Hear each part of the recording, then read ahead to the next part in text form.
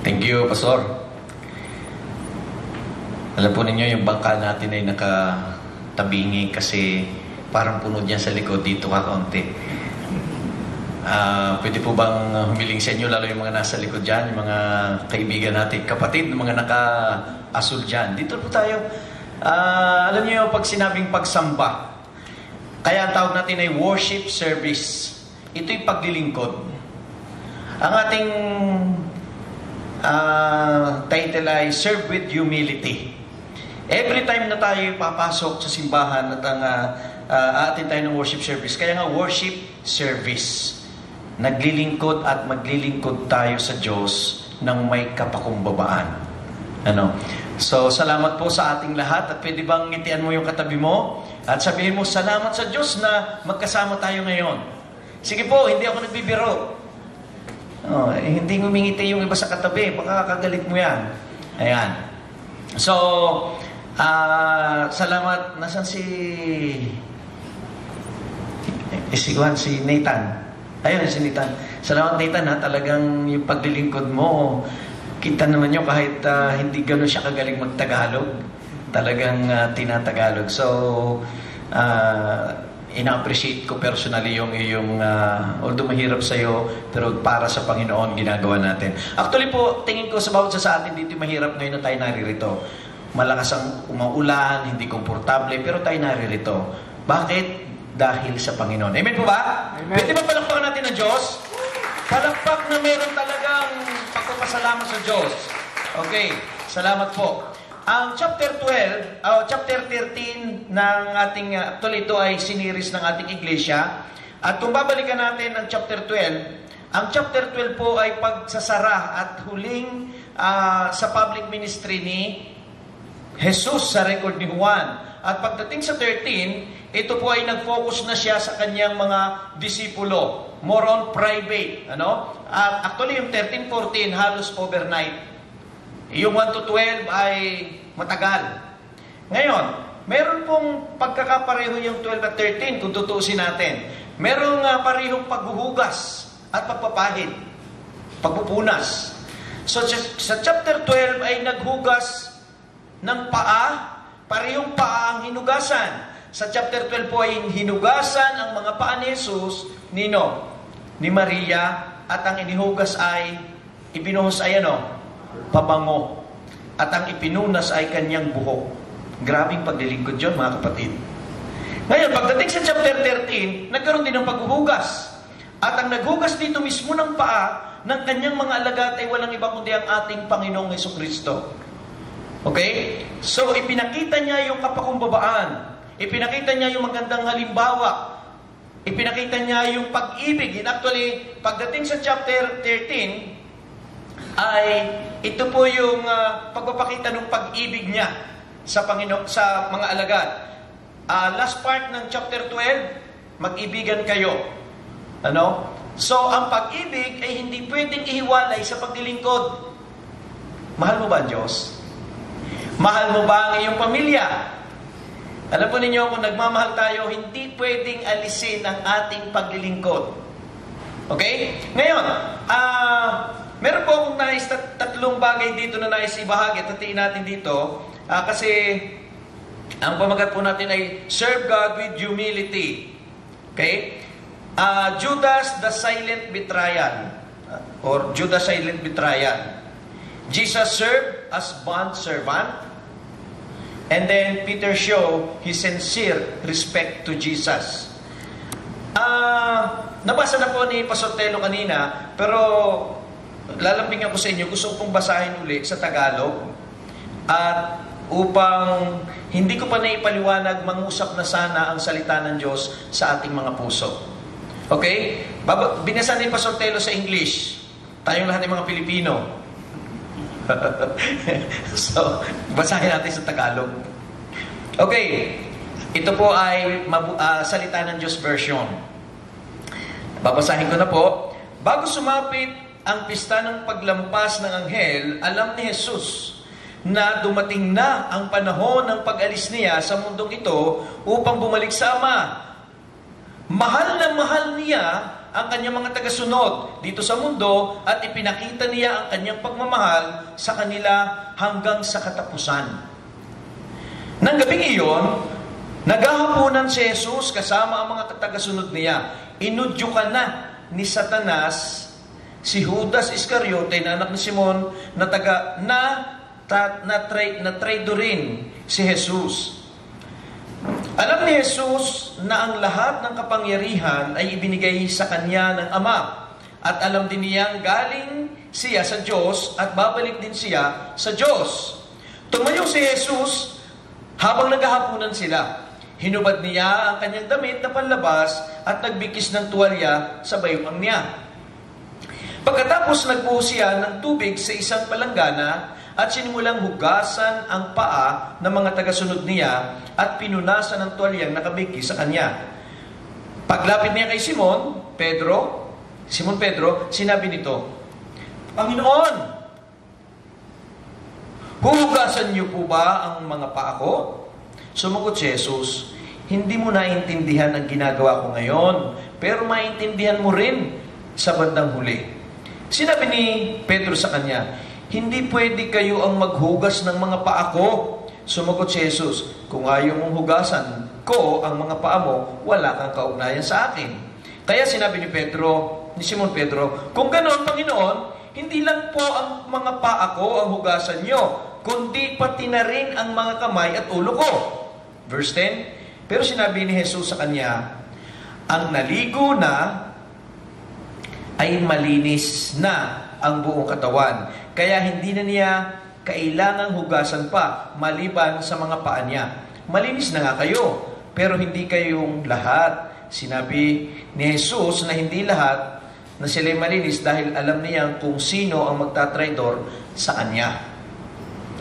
Nang mahugasan na ni Jesus ang mga paa nila, muli niyang isinuot ang kanyang damit na panlabas at bumalik sa hapagkainan.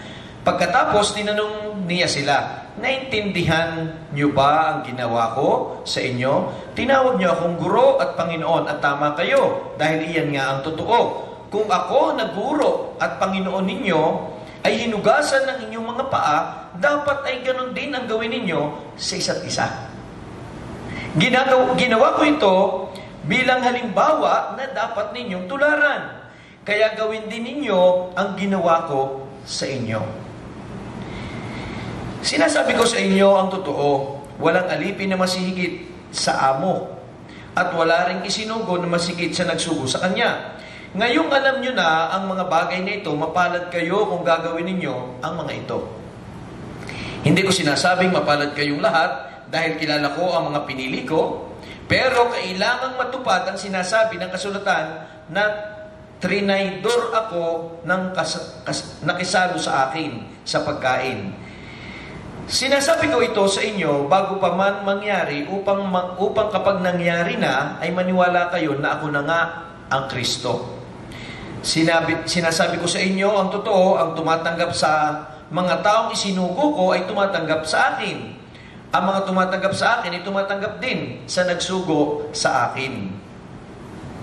Pagkasabi nito, sinabi ni Jesus, labis siyang nababagabag. Sinabi niya, ang totoo, tatraidorin ako ng isa sa inyo. Nagtinginan ang mga tagasunod niya na naguguluhan kung sino ang tinutukoy niya. Nakasandal kay Jesus ang tagasunod na minamahal niya. Kaya sininyasan siya ni Simon Pedro na tanungin si Jesus kung sino ang tinutukoy nito. Kaya habang nakasandal siya kay Jesus, nagtanong siya, Panginoon, sino po ang tinutukoy niyo? Sumagot si Jesus, kung sinong bigyan ko ng tinapay na isinawsaw ko, siya iyon. Kaya kumuha si Jesus ng tinapay at matapos isawsaw ay ibinigay kay Judas na anak ni Simon Iscariote. Nang matanggap ni Judas ang tinapay, pumasok sa kanya si Satanas. Sinabi ni Jesus sa kanya, gawin mo na agad ang gagawin mo. Hindi naiintindihan ng mga kasalo sa hapunan kung bakit sinabi yun ni Jesus. Ang akala ng iba, inutusan lang ni Jesus si Judas na bumili ng mga kakailanganin para sa pista o kaya'y magbigay ng limo sa mga may hirap. dahil siya ang tagapag-ingat ng pera nila. Pagkakain ni Judas ng tinapay, agad siyang umalis at gabi na noon. Pagpalain ng Panginoon ang kanyang mga salita sa ating pag-uusap at pakikinig ngayon. Okay? So, unahin po natin mga kapatid, ang unang puntos natin, ito po ay Judas silent betrayal. Okay? Sino po ba itong si Judas? Okay? Ito pong si Judas bilang karagdagang pagpapaliwanag sa atin, ito ay siyempre isa sa mga alagad ni Jesus. Anak ni Simon Iscariote. At marami pong nagsasabi mga Bible scholar na itong si Judas Iscariote ang pinakamataas ang pinag-aralan sa kanilang 12. At sa dagdag ni Juan, na sumulat nito na ating pinag-aaralan, itong si Judas Iscariote ang tagahawak ng offering ng pera. Kasi po noong mga panahon yun, kapag nangangaral si Jesus sa daan, sa tabing dagat, sa bundok, sa kabayanan, habang nangangaral, nagpapagaling, meron pong mga napapagaling na may kaya at talagang taos-pusong nais magbigay ng pasasalamat. So sila po ay nagbibigay ng kagantihang pera o pasasalamat. So, yun po ay iniipon nila at si Judas yung nagdadala at nag-iingat. Okay? Kaya may pera sila. Ano? So, si Judas yung treasurer. At may mga nagsasabing ito pong si Judas ay patriotic. Sayang, yung mga congressman nating iba, hindi patriotic. Kasi si Judas daw po, kaya ibinenta si Jesus ng 30 pieces of silver. Nung bandang huli na lagi nang binabanggit ni Judas yung kanyang kamatayan at siya mamamatay, ang sabi raw ni Judas sa sarili, walang mapapala sa taong ito. Ang akala ko pa naman, siya ang magliligtas sa Israel sa pang-aalipin ng mga Romano. Ang akala ko pa naman siya makapangyarihan, kaya magpakain ng marami, kayang magpagaling na may sakit, kayang gumawa ng himala, kaya bagay na bagay at tamang-tama sa kanya maging hari namin mga Hudyo. Pero nung bandang huli, ay malimit at sinasabi na ni Judas Iscariote na mamamatay ako. At lalo naghahapunan na. Paulit-ulit na sinabi ni Jesus, mamamatay ako. So, mayroon mga Bible scholar na nagsasabi na iyon ang dahilan ni Judas, walang mapapala rito. Hindi pala siya maghahari sa aming mga Hudyo at papalayain kami sa pang-aalipin ng mga Romano. Alam po ninyo mga magulang at mga kapatid, may mga pagkakataon na mali at iba ang ating pagkakilala kay Jesus kung bakit tayo sumusunod sa Kanya. Maaring ang iba sa atin, kaya sumusunod kay Jesus, ay upang pakinabangan at gamitin si Jesus unless na tayo ang paggamit kay Jesus. Alam po ninyo, maraming Kristiyano nagdadasal at sumusunod sa Panginoong Jesus na ang layunin ay gamitin si Jesus. Pero hindi magpagamit. Magdadasal parang genie, bigay mo ito sa atin. So, gusto gamitin si Jesus. At lumalakad si Judas, 3 taon na kasama ni Jesus. Ang malungkot, hindi niya naintindihan at nakilala ng mas malalim kung sino si Jesus at kung ano ang naisin ni Jesus para sa kanya. Ang naisin ni Jesus, siyempre, kaligtasang espiritual. Alam po ninyo, maraming Pilipino ang sumusunod kay Jesus dahil sa pansarili. Natatandaan nyo sa chapter 6, kung hindi ako mali, chapter 6 or 7, na nung magpakain si Jesus, sa bandang huli ay, sabi doon, gusto nilang sapilitang gawing hari si Jesus. Gawing hari, hindi para paglingkuran, kundi para gamitin. Okay? Ganun po si Judas. So, si Judas, mas mahal niya ang bansang Israel kaysa kay Jesus. May maganda rin naman sa kanya. Kung susundan natin yung sabi ng ibang mga Bible scholar na siya ay patriotic. Patriotism ang pangunahin sa kanya. Pagmamahal sa bansang Israel na wala ngayon sa maraming politiko sa ating bansa dahil kurakot. Alam mo ninyo, nung isang umaga, inihatid ko si Mabel sa school, sa Valenzuela, at nakikinig ako sa FM radio at may nag-comment yung mga announcer, pambihira itong si Hernandez natatalo ng 950 million sa casino. Oo nga, grabe yun, 950 million. Tapos sumagot yung isa, ilan ba ang Pilipino? Ilan ba ang ating populasyon? Sabi ng isa, hindi ba more or less 120 million? Ay grabe, kung tayo pala bibigyan ng tigagalawang milyon, may tira pa sa kanya. Pero ano po ang nangyari? Ito'y isa pa lamang politiko. 950 million. Pero siyempre, hindi yun po ang naisin natin. Gusto ko lang makita sa inyo yung pagiging patriotic ni Judas. Pero pag inuna natin ang Diyos, inuna natin ang iba maliban sa Diyos, nami-mislead tayo. Unahin natin ang Panginoon. Sabi ko po kanina sa church, sa aming pastoral prayer, tayo ay mga Kristiyanong Pilipino. Mga Kristiyano na nagkataong Pilipino. Okay? So mahalin natin una ang Diyos, pangalawa ang ating bansa. At yun, ang sitwasyon ng bansa natin ngayon ay marami na nagrereklamo kasi marami tayong politiko na mas masahol pa kay Judas. Si Judas nagmamahal politiko. Kaya galit na ang iba nating kababayan. Pero sinasabi ko po ito mga kapatid, upang mabuksan yung ating kaisipan, dapat tayo maging Kristiyanong Pilipino, nagmamahal sa bansa, pero hindi dapat sa marahas na kaparaanan. Manalangin tayo. Panalangin natin ang bansang Pilipinas. So itong si Judas, yun po yung kanyang katauhan. At siya'y kasama ni Jesus ng 3 taon. Pero hindi alam ng marami at hindi alam ng kanyang mga kasama mismo na ito palang si Judas ang magtatraidor. Napaka-silent niya. Napaka-silent. Hindi mo mahalata na yan pala ay lobo at hindi tupa.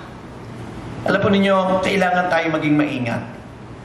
Kasi maraming tao sa paligid natin, spiritually speaking, at kahit na hindi sa spiritual, ang akala mo'y mabait, yung pala maya-maya, i-scam ka na. Mag-ingat po tayo, kasi kung may Judas noon, may Judas pa rin ngayon. At ano nangyari kay Judas? Bakit nangyari yon? Dito po, kung babalikan natin dito, ang sabi doon ay, sabi dyan, ng gabing iyon, naghapunan si Jesus kasama mga tagasunod, inudyukan na ni Satanas si Judas Iscariote. Inudyukan. Kanino galing ang udyok? Kay Satanas. Sino naman ito si Satanas? Alam naman natin, si John ay maliwanag ang kanyang pagpapaliwanag at pagpapakilala tungkol kay Satanas. Ang sabi sa John 10:10, dumarating ang magnanakaw upang magnakaw, pumatay at magsira, magwasak. Yun po si Satanas. Ang sabi sa John 8:44 at mga katabing talata nito, si Satanas ay sinungaling at ama ng kasinungalingan. At siya ang nag-udyok kay Judas para traidorin si Jesus. Mga kapatid, marami ngayon na mga tao na katulad ni Judas. Walang pagmamahal. Mali ang pagkakilala kay Jesus. Nakikinig sa udyok ni Satanas. Doon po sa uling talata na binasa ko, sa last part ay sabi doon ay, pumasok na si Satanas kay Judas. Paano ba umuudyok at paano ba pumapasok si Satanas dito kay Judas? Walang description si Juan. Basta sabi doon, inudyokan and then pumasok. Pero sa panahon natin ngayon, paano nag-uudyok si Satanas sa iyo at sa akin? Paano kaya pumapasok si Satanas sa isang tao? Sa palagay ko, pwede siyang pumasok at mag-udyok sa atin sa pamagitan ng mga naririnig at napapanood at ating nakikita sa ating paligid. Gaano karaming oras ang ating ginagasto sa paghawak at pag-scroll ng ating cellphone? Mag-ingat po tayo kasi baka dahan-dahan na pumapasok si Satanas at nag-uudyok sa atin sa pamamagitan ng ating mga napapanood sa ating cellphone. Mag-ingat po tayo. Kasi si Satanas ay tuso. Ang sabi ni Pablo, pwede at kaya niyang maging kunyaring anghel ng kaliwanagan.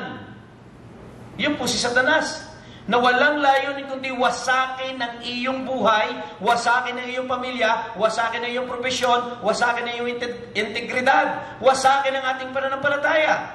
Nakawin ang kaligayahan, nakawin ang mga mabuti sa atin, at patayin pa. Ihiwalay sa Diyos. Mga kapatid, aktibo si Satanas sa panahon ngayon. Sa 1 John chapter 5 verse 18, ang sabi doon, basahin ko nga para 1 John chapter 5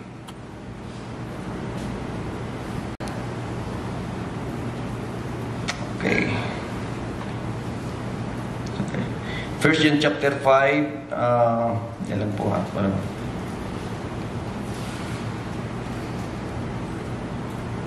Okay, sabi po dito hanggang 19 pala. 1 John 5:18 to 19. Alam nating ang mga anak ng Diyos ay hindi nagpapatuloy sa kasalanan, sa pagkakasala, sapagkat iniingatan sila ng anak ng Diyos at hindi sila maaaring galawin ng dyablo. Alam natin, 19, tayo ay sa Diyos kahit na ang buong sanlibutan ay nasa kapangyarihan ng dyablo. So tayo magtaka kung bakit maraming magnanakaw sa ating mga opisyal ng bayan. Huwag tayo magtaka kung bakit maraming nangi-scam. Huwag tayo magtaka kung bakit maraming nang-hold up, nang-kakarnap at anumang kasalanan ginagawa sa paligid natin. Dahil ang mundong ito ay nasa ilalim ng kapangyarihan ni Satanas, ng dyablo. Yun po ang sabi ni John. Pero kung babalikan natin ang sabi naman ni Pablo sa Efeso chapter 6, ang sabi doon ay, ang ating kalaban na hindi mga tao, kundi mga puwersa sa himpapawid, mga demonyo. Siyempre, hindi tayo makikita ngayon na lumilipad na putol ang katawan. Na may pangil pa, na may dalang tinidor. Talagang pupuntahan kayo dyan. Wala na. Ang makikita natin ngayon ay mga sexy, mga macho, makakapal na pera, magagandang sasakyan at cellphone ng mga late model. Yan po yung mga ginagamit ng demonyo. Inuulit ko, si Judas Iscariote, na naging silent na magtatraidor kay Jesus, ay kasama na Jesus na 3 taon, and yet, pumasok si Satanas sa kanya at nangyari ang plano ni Satanas. Okay? Mag-ingat po tayo. Ang sabi dito, that evening meal was in progress. The devil had already put into the heart of Judas Iscariot. Doon po sa kung hindi ako mali ay New Living Bible, NLT. That evening, ang ginamit po doon ay the devil had already put into the heart, sa puso. Alam mo ninyo, bago bumaba sa puso, dadaan mo na yan sa isip. Before mag-down sa heart, dadaan sa head. Nakita, narinig, naramdaman, pumasok sa head. And then, bumaba sa heart. Okay? So, and then sa mabuting balita, inilagay na ni Jesus, inilagay na ni Satanas sa isip. So, ginamit sa mabuting balita ay sa isip, doon sa isa, sa puso. And actually, sa Griego at sa Bible po, hindi nagkakalayo ang isip at puso. Okay? At ito ang target ni Satanas. Kaya tingnan nyo, nung mahulog si Eva, sabi niya, totoo bang sinabi ng Diyos na huwag kayong kakain? Ang sabi doon ay, pinagmasdan ni Eva ang bunga at sa tingin niya ay masarap kainin. Isip. Ano sabi ni Pablo sa Roma chapter 12, verse 2? Huwag kayong makiayon sa tukbo ng mundong ito, kundi magbago na kayo ng inyong, sa pamagitan ng pagbabago ng inyong isip. Mga kapatid, ang target ni Satanas, kung sa Tagalog, isip. Masarap maging mayaman. Masarap na ang aking luxury car ay 40 plus. Meron pang lalagyan ng wine. May payong. Diba, sa isip yun, nakita siguro niya yun sa Facebook din. Mga kapatid, pag-ingatan natin. Ano sabi ni Pablo sa Filipos chapter 4 verse 8? At sa kahulihan mga kapatid, dapat maging laman ng inyong mga puso at ng inyong mga isip ay ang mga bagay na totoo, kaibig-ibig, banal. Okay? Yun po ang dapat. Bantayan natin ating mga isip mga kapatid. Kasi iyan ang papasukin ni Satanas. Pagkasabi nito ni Jesus, labis siyang nabagabag. Sinabi niya, ang totoo, tatraydo rin ako ng isa sa inyo. Nagtingin na ng mga tagasunod niya. At naguguluhan. Kung sino ang tinutukoy niya. Nakasandal kay Jesus ang tagasunod niya noon. Iyon po ay si Juan the Beloved, yung sumulat nito. So, sabi naman ni Pedro, tanong nga, sino kaya? So, tinanong. Siyempre, close siya kay Jesus. Tinanong. At sinabing si Judas. Gusto ko lang po tapusin natin dito sa ating puntos na ito. May mga nagsasabing unfair ang Diyos. Ay, hindi talagang yun yung destiny ni Judas eh. Pero mga kapatid, kung pinangalanan, actually ito binanggit sa Old Testament, na kanyang kaibigan nakasalos pagkain ng magka-trader sa kanya. Pero hindi pinangalanan. So, ibig sabihin, ako'y naniniwala na si Judas ang pumili na maging siya. Okay? Siya ang nag-decide na maging siya. Okay? Pwede namang hindi siya. Isa sa kanila. Pero siya. Bakit? Mali ang motibo at pagkakilala kay Jesus nung siya'y sumama kay Jesus. So, sinabi ni Jesus kay John, ito, kung sinong bigyan ko ng tinapay, isasawsaw ko. At ibinigay nga kay Judas Iscariote. So, si Judas Iscariote, inuulit ko, 3 taon nakasama ni Jesus. Pero hindi nalaman ng 12 na siya ang silent, tahimik lang, simple lang, pero Judas pala. Siyempre, ginawa natin na Judas pala. Pero maraming ganon. Siya po ang bait nun sa akin Ang bait nun, di ba? Pero silent lang. Mag-ingat po tayo kasi baka may mga Judas na ali-aligid sa atin. Silently gumagawa upang tayo'y sirain. Okay? At siyempre, naging siyang nagamit dahil mali ang kanyang pagsunod, mali ang kanyang motibo ng pagsunod, mali ang kanyang pagkakilala kay Jesus. Pangalawa, Jesus served as one servant. Okay, so, alam po niyo mga kapatid, dito si Jesus ay siya yung guro, siya yung master, siya yung rabbi. Okay? Noong mga panahong yun, hindi lamang si Jesus yung mga naglalakad, nagtuturo, tapos may mga tagasunod. Merong mga iba pa. Pero si Jesus, syempre, pinili niya yung mga kasama. And then, may mga sumusunod sa kanya. Ang gusto ko pong sabihin sa inyo, si Jesus ay guro. Si Jesus ay nagtuturo, leader nila. Pero si John, hanggang sa naisulat niya, malalim ang pagkakilala ni John kay Jesus. Para kay John, si Jesus ay hindi lamang guro, hindi lamang propeta, kundi siya ay Diyos. Kung babalikan natin ng chapter 1, verse 1, sa pasimula pa'y nandun na ang salita ay sumasa Diyos, at ang salita ay Diyos. Pagdating sa verse 14, at naging tao ang salita, at nakipamuhay, nakipamaya, kasama natin. Nakita namin siya. Nahipo ng aming mga kamay. At hanggang nung sulatin ni John ang kanyang epistle, nakita namin, narinig, nakasama si Jesus. Sabi sa chapter 5, 1 John, siya ang tunay na Diyos, si Jesus. So, para kay John, si Jesus na Diyos, pagkatapos dito, anong ginawa?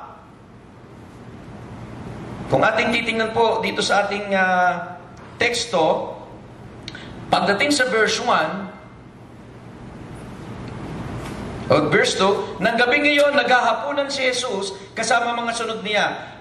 Ay, hindi, dito. Yung, dali po. Okay.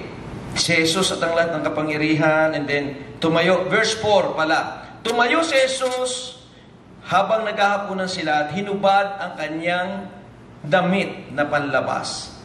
Pero mga kapatid, bago niya ginawa yung verse 4, tingnan natin yung sinabi sa verse 1. Ang sabi doon ay, mahal na mahal niya ang kanyang mga tagasunod dito sa mundo.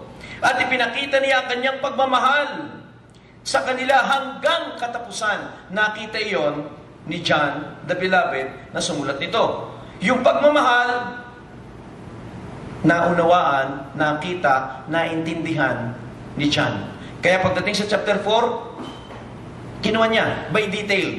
Ano yung kanyang ginawa? Verse 4 pala, tumayo si Jesus habang naghahapunan sila, hinubad ang kanyang damit na panlabas at nagbigkis ng tuwalya sa baywang. Alam po ninyo, ang mga Hudyo, may mga kasuotan yan talaga.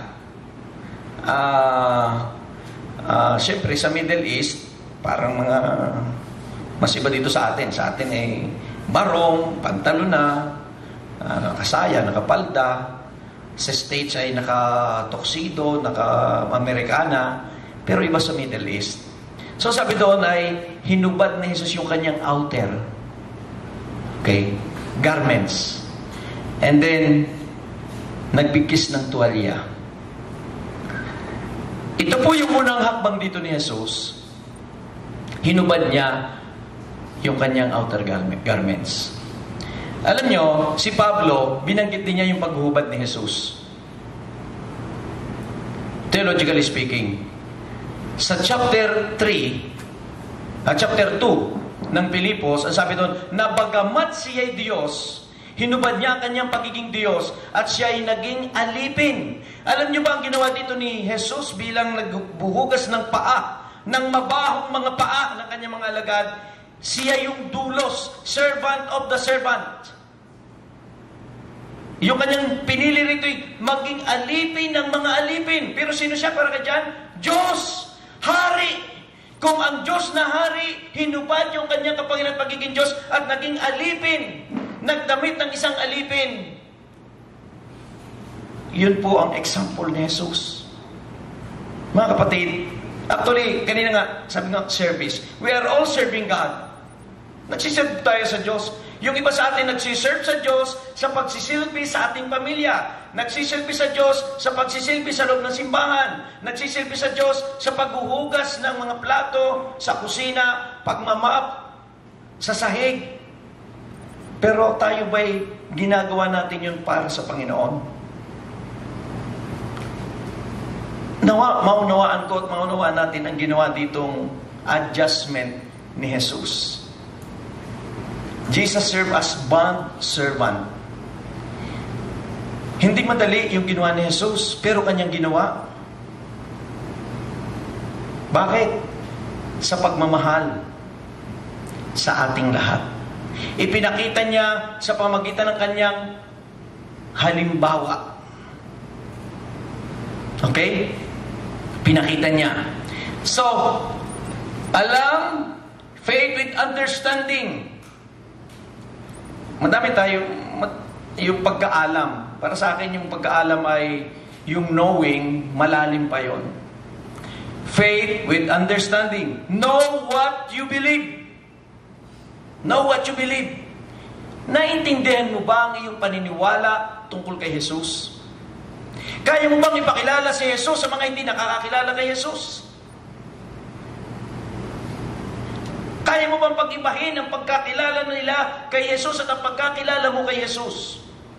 Dapat naintindihan natin ng malalim kung sino si Jesus, bakit tayo naniwala sa Kanya, bakit natin siya iniibig, at bakit tayo sumusunod, at bakit tayo naglilingkod kay Jesus.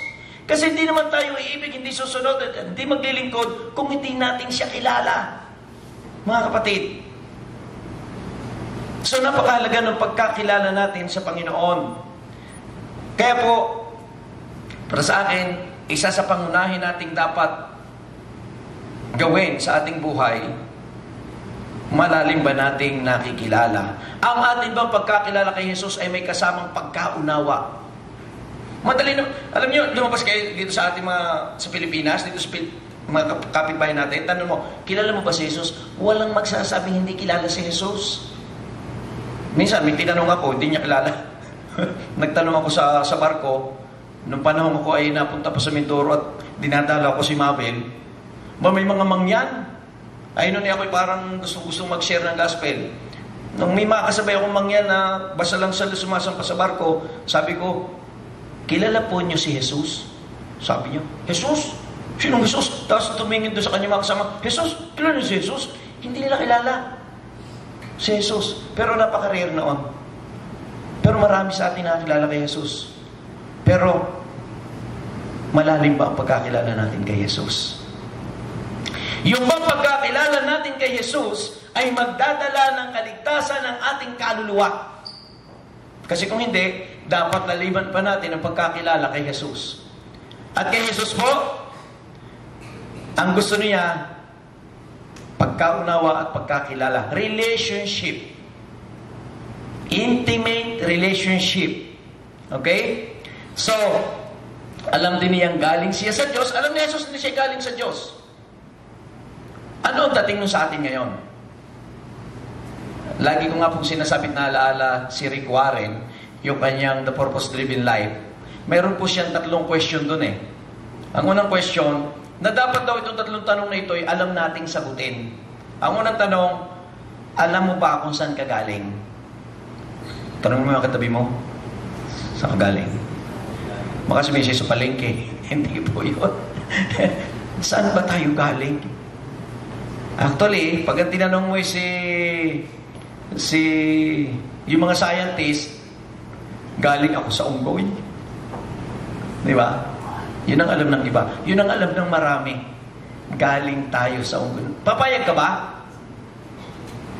Mga kapatid, papayag kayo? Nagaling kayo sa unggoy?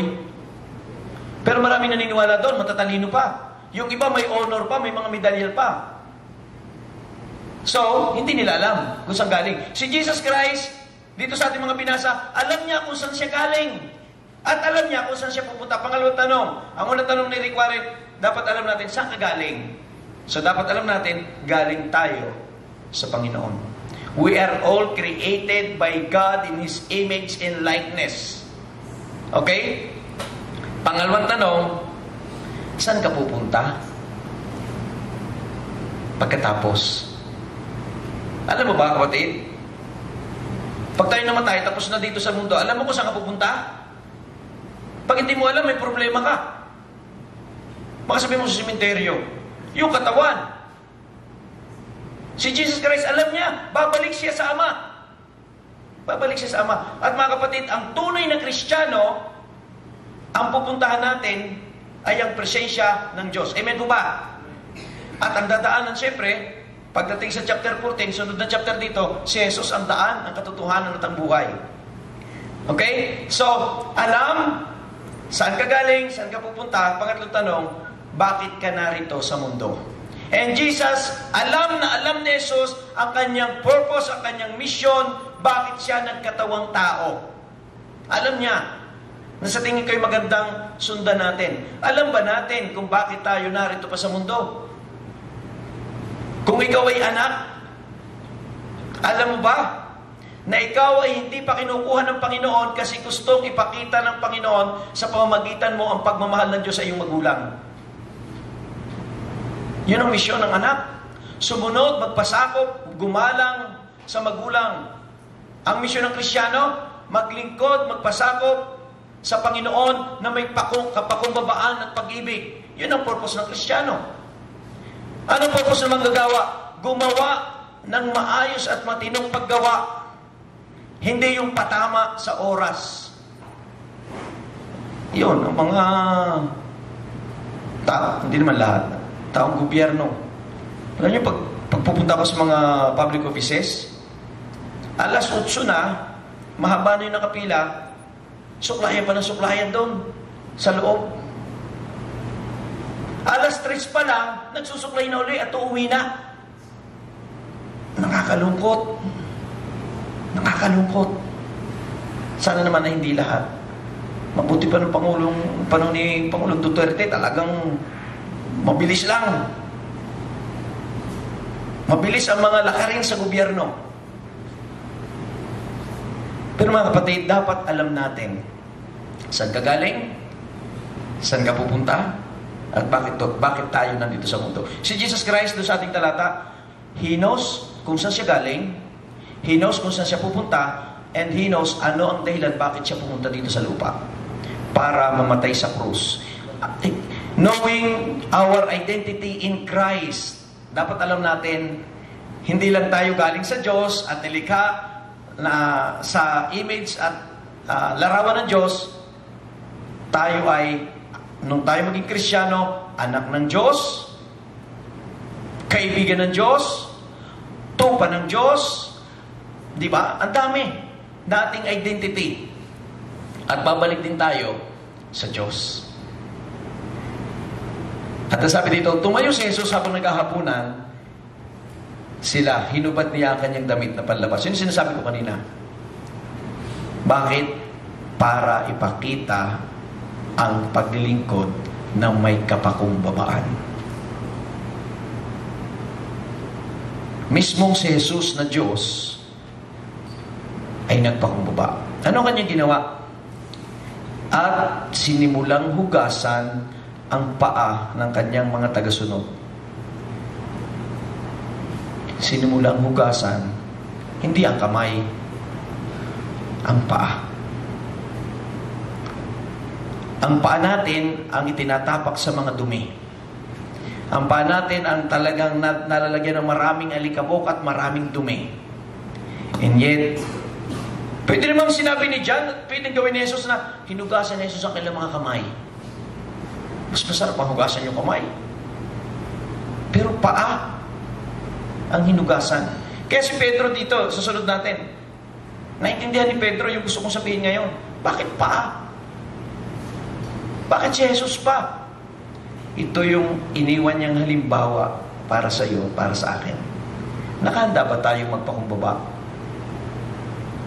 Nakahanda ba tayong magmahal ng may paglilingkod, ng may kapakumbabaan? Minsan, pag tayo naglilingkod, ay wala yung kapakumbabaan eh. At tingnan nyo yung taong naglilingkod na walang pag-ibig at kapakumbabaan. Tingnan nyo yung hinugasang plato. Malansa pa. Tingnan nyo yung ginawa ng mga silyat umuuga. Wala eh. Wala doon yung pagmamahal. Wala doon yung nais maglingkod na pagmamahal sa Panginoon. So, tingnan natin ang halimbawa ni Hesus Kristo mismo. He served bilang bond servant. Hindi bagay sa kanya, pero ginawa niya para may sundan tayong halimbawa sa ating panahon ngayon. Okay? Susunod po. Peter show his sincere respect to Jesus.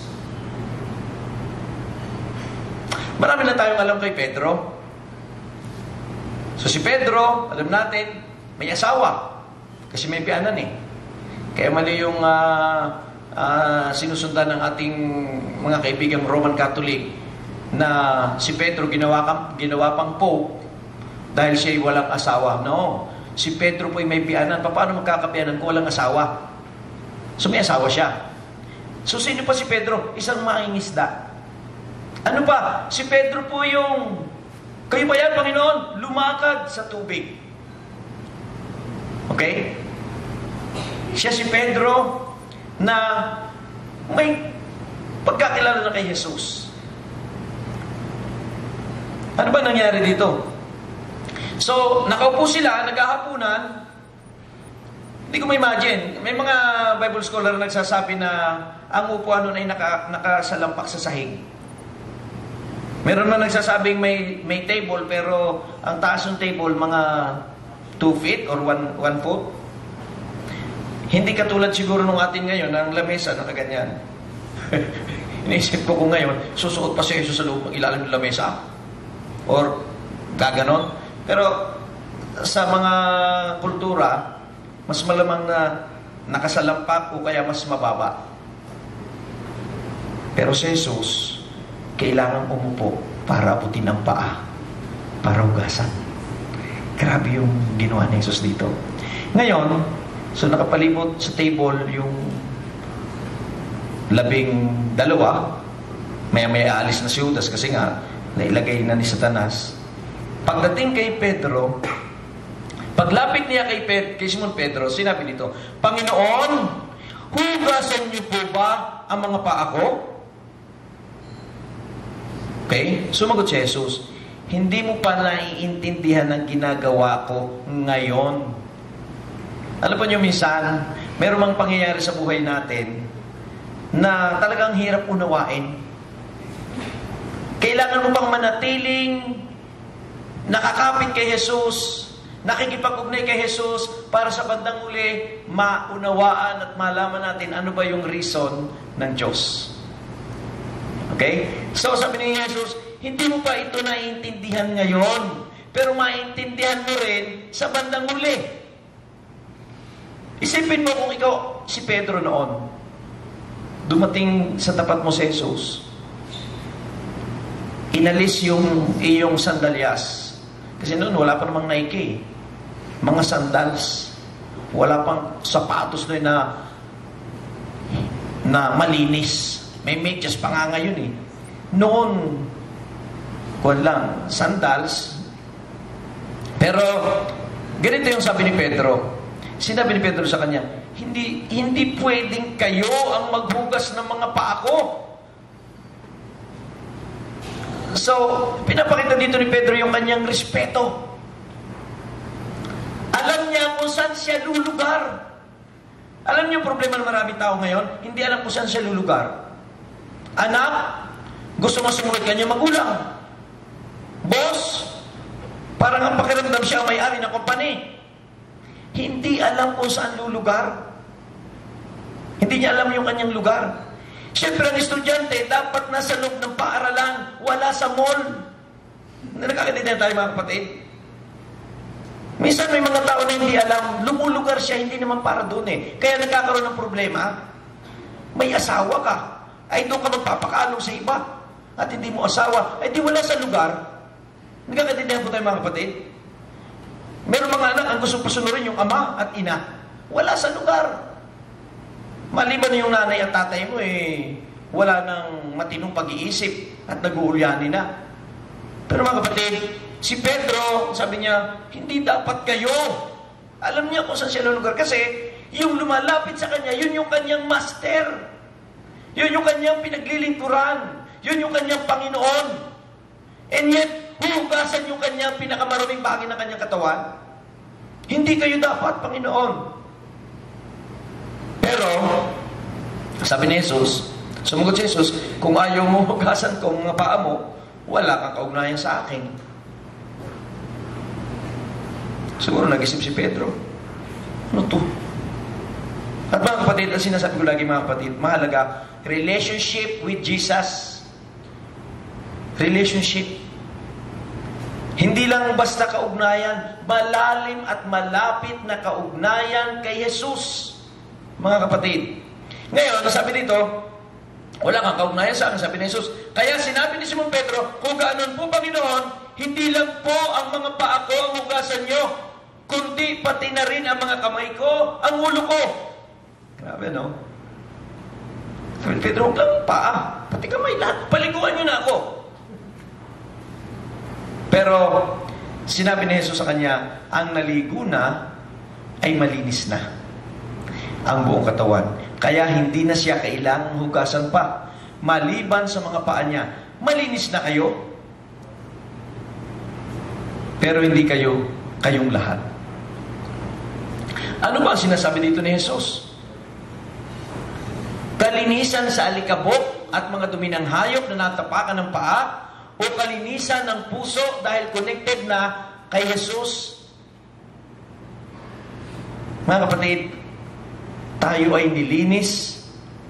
Alam niyo, nung una, pagka narinig ko yung may kantang By the Blood of Jesus, pagliliterally natin yun, ang sabi doon sa Tagalog, ang iyong puso kaya'y nalinis na ng dugo ng korderong banal, nahugasan, parang nahugasan ka na ba?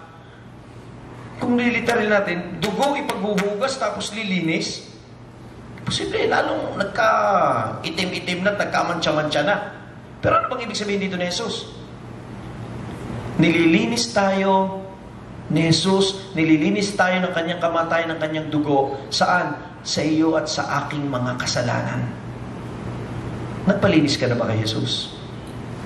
Kasi kung hindi, ay baka mantsahin pa tayo sa harapan ng Diyos.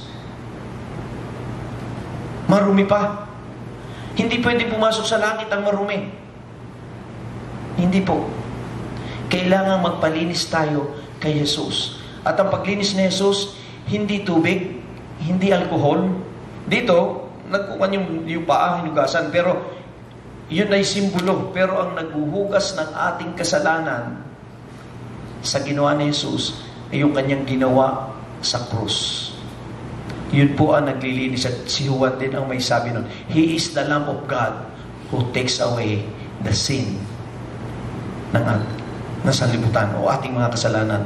Mga kapatid, si Pedro, ipinakita niya yung kanyang sinserong paggalang kay Jesus. At yung paggalang na yun ay kasunod na ng kanyang pagkakilala at kaugnayan kay Jesus. So ang tunay na Kristiyano na may relasyon kay Jesus ay laging naglilingkod, nagmamahal at gumagalang sa Diyos. Siguro sa pagtatapos ko, alam niyo kung minsan, paano ba natin naipakita ang hindi paggalang sa Diyos? Papasok ka sa simbahan, walang malalim na motibo na sisimba. Nagsisermon na yung pastor, nag-EML pa. Hawak yung cellphone, naglalaro, nag-i-scroll. Anong paggalang yan? Still, may paggalang pa yun sa Diyos? Wala. Pero si Pedro, kilala niya, alam niya kung saan siya tatayo, kilala niya kung sino nasa harap niya, si Jesus. May relasyon siya kay Jesus. Nilinis na siya ni Jesus. So, pinapakita yung kanyang paggalang, reverence kay Jesus. Kahit sa maikli at maliit na pamamaraan, paano mo pinapakita ang paggalang sa Diyos, sa ating Hari, sa ating Panginoon? Paano? Mga kapatid, yung mga karakter dito, pinag-usapan natin, si Judas, silent lang siya, pero traitor. Pero kasama siya ni Jesus. So hindi pa lang kamot yung kasama ka lang. Kung mali ang pagkakilala natin kay Jesus at mali ang motibo natin ng pagsunod kay Jesus. Si Jesus, ipinakita niya yung totoong pagmamahal, yung totoong pagpapakumbaba. Dahil siya mismo, hinubad niya yung kanyang pagka-Diyos. Ibinigkis bilang alipin, yung kanyang towel na nagre-representa ng pagiging alipin. Hinugasan ng mga paa, ng mababahong paa ng kanyang mga alagad. Yun si Jesus. At ang sabi, ginagawa ko ito para inyong sundan yung aking halimbawa. And then si Pedro, siya po, pinakita niya yung kanyang respeto kay Jesus. At yung respetong ito ay resulta ng kanyang pagkakilala at relasyon kay Jesus. Manalangin po tayo. Panginoon, salamat po sa paalala mo sa akin at sa aming lahat. Tulungan po niyo kami na kami magkaroon ng malalim na pagkaunawa, pagkakilala, pagmamahal at pagsunod, paggalang sa inyo na aming tagapagligtas, aming Panginoon at aming Diyos at Hari.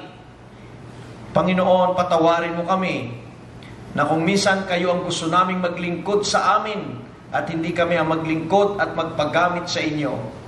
Patawarin po niyo kami na kung minsan nais namin kayong gamitin lang para sa aming mga kapritso, Panginoon, patawad po. Pero Panginoon, tularan namin si Pedro na alam niya kung sino siya at alam niya kung sino kayo, Panginoong Jesucristo, sa kanyang buhay. At higit sa lahat, kayo, Panginoong Jesus, na nagpakumbaba at nagmahal sa amin. Marami pong salamat sa inyong halimbawa. Ito po yung aming panalangin sa pangalan ni Jesus. Amen. Maraming salamat po at magandang hapon.